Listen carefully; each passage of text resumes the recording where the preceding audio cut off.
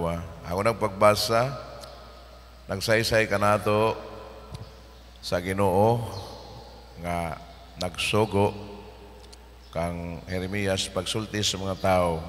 Kay kinini mga panahon na nagtig-an ang mga tao, kusog na mo supil, kusog na mo sukol.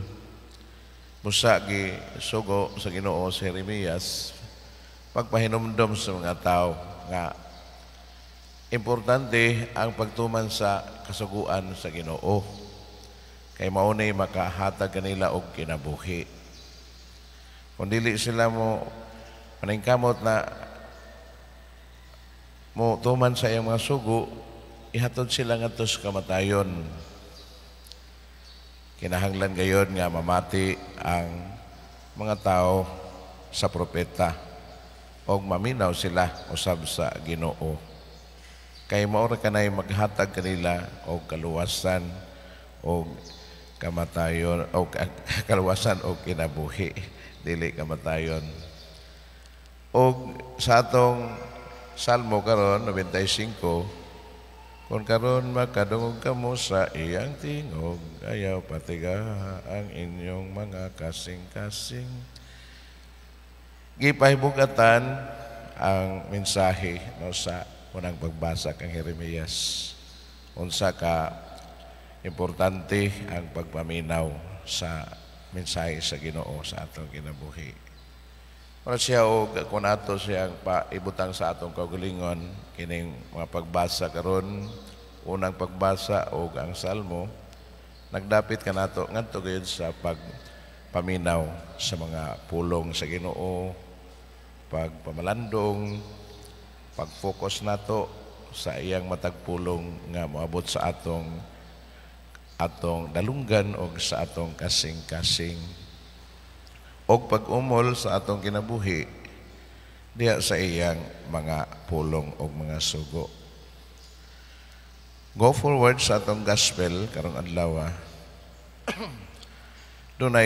Kung dunay need ang kanang pagkahiusa sa panimay sa gingharian, doon na say need o kinahanglan pagkahiusa sa atong kaugalingon. No? Dili mabuwag ang atong manahuna, ang atong pagbati, o ang atong mga pulong o mga buhat.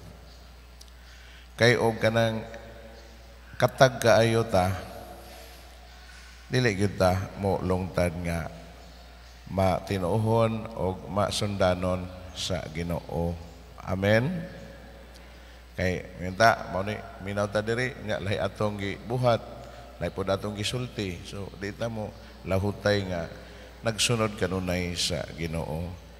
Kung mausad ka na mahitabo sa balay, kung bulag kaayo ba, katag kaayo ang panimalay, bisag ang directions nato, dili gyud siya mo lungtad nga lig-on ang panimay. O ang gingharian sa Dios gipakasama usab niini diya sa klaro sa Ginoo ngadto sa mga tao, kabahin sa iyang mga milagro nga og kanang maghingilin siya sa mga yawa unya ang iyang gahom gikan kang Beelzebul.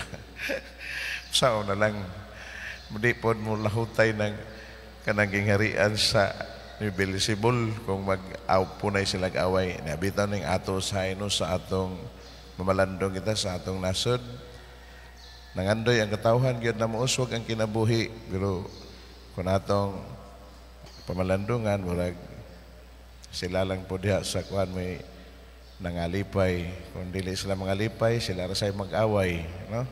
Ya karon kahapit na pod ang pinili ay sige na pug away. Oh. Malimtan gyud ang kanang pangandoy sa mga tao, ang pangandoy sa mga dumala nato, mao ra gyud ilang gisubay. Hello. Hina may inyong tubag. Nausahay kanang di gyud tayo ni mo lahutay sa atong mga pangandoy. Nasod nato, for example, nga na. Kay wala tay pagka-tibuok sa atong kinabuhi. Ma-personal man o sa community, di sad matibuok. Pag balik-balik karagod ang dynamismo, may usa sa layo pa, pagkadool na magka-bungkag ra punta.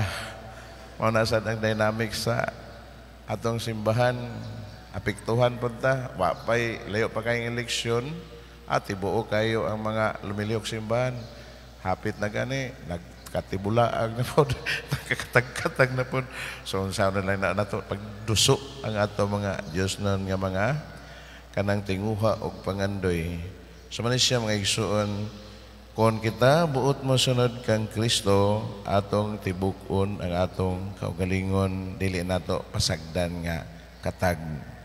Kay mahitabo niya na, imbes nga kita mudapig kang Kristo, mo batok na hinoon kita kang Kristo o mas pilion nato nga kita magkatag o magkatibulaag no sa tumoy sa ebanghelyo. Amen. Palihog mo tindog.